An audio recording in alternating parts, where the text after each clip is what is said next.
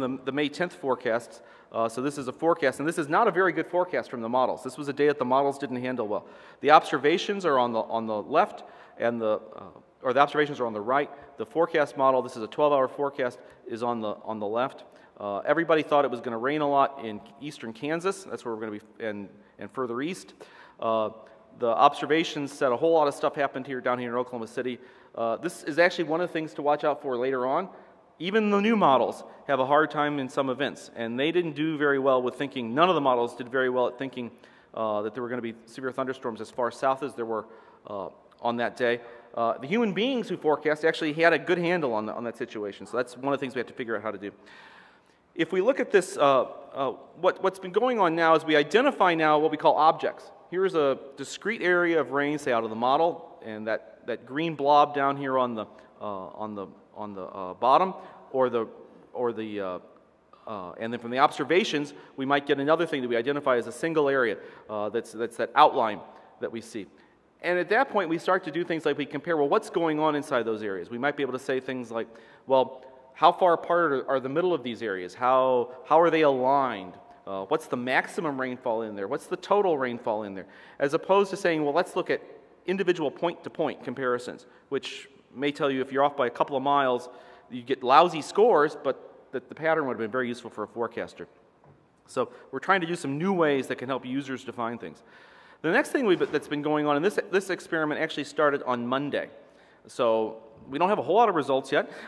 This is a set of forecasts that were valid yesterday morning for precip that occurred in the area from the storms the night before last.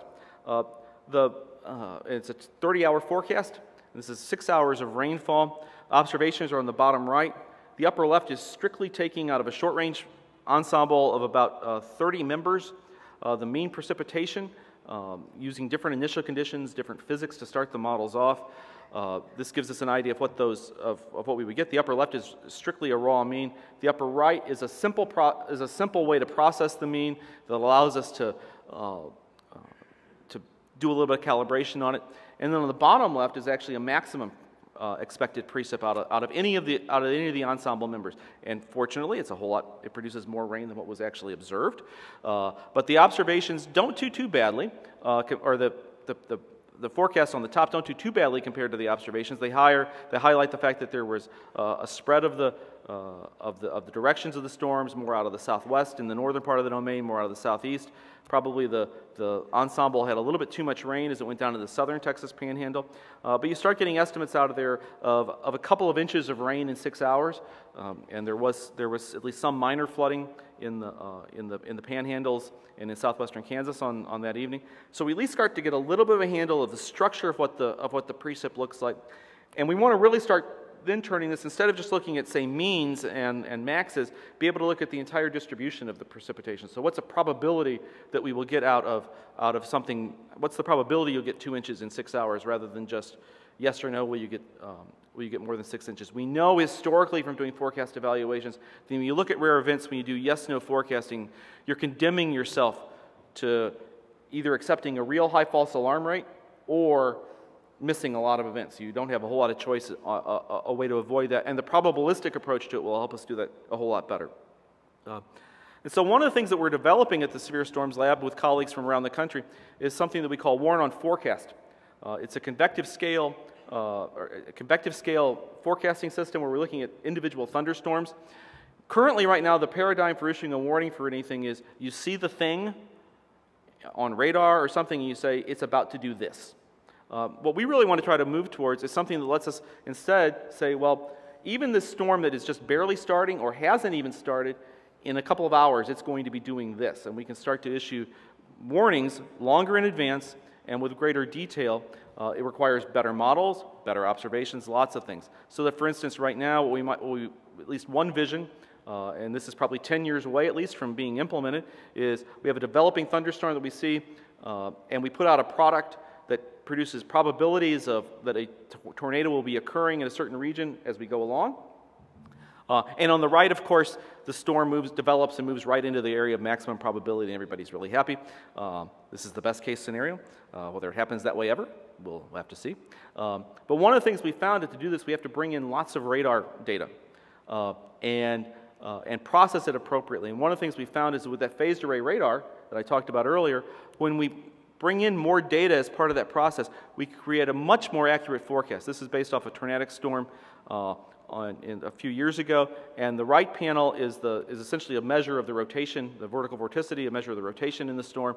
And even though the reflectivity patterns look relatively similar on the two, when we use the phased array radar instead of the 88D radar volume or information content, we get much better estimates of what's going on, and we get much better estimates of all of the storm behavior out of that. So just putting in that will help the forecast a lot.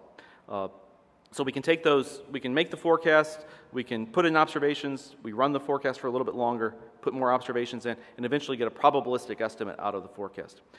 One of the things that's actually been doing, that goes along with this, is there's an area of short-range radars that exists in southwestern Oklahoma called the CASA network, and we actually are using that CASA radar information to initialize short-range models that run for 45 minutes. And this is a series of storms that came through down there last week. And what's being plotted, this is every 400, the grid scale is every 400 meters. We only show every couple of kilometers of data. You can actually watch the wind field change and watch the storms move. And this is a 45-minute long forecast that's going on. Very highly accurate and available to watch the evaluation. So if you have a problem that you're worried about with, say, heavy rain in the next hour, these kinds of forecasts, when they become operational, could be very helpful. It's incredibly expensive to run. We can run it on an area right now that's 160 kilometers on a side. If you want to do the whole country, we need a whole lot more computer power to get that done. So the challenges that we see in trying to make that vision work is that we have to have really rapid and accurate data quality control. As I said at the beginning, lots of times the really important observations, the observations that the big event is happening, look just like bad observations. You don't really believe you could have 10 inches of rain in the gauge. So you think that your automatic data quality control will throw it out, even though that was really what happened. And that can be a big problem. We also still have lots of model error, and the models are also sensitive to errors in what the environmental conditions are. That's hard to get around. We don't really know completely the best way to assimilate the data. That's an open argument in that research community, but one that there's now the resources to actually test it. And then we actually don't really know how to do ensembles on convective scale exactly the way we want to.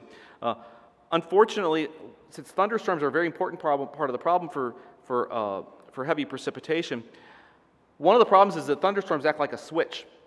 Once you get a thunderstorm started, that radically alters what's going on in the environment around it. And so if your model misses that first switch, it's going to be completely wrong for the rest of the lifetime of the model run.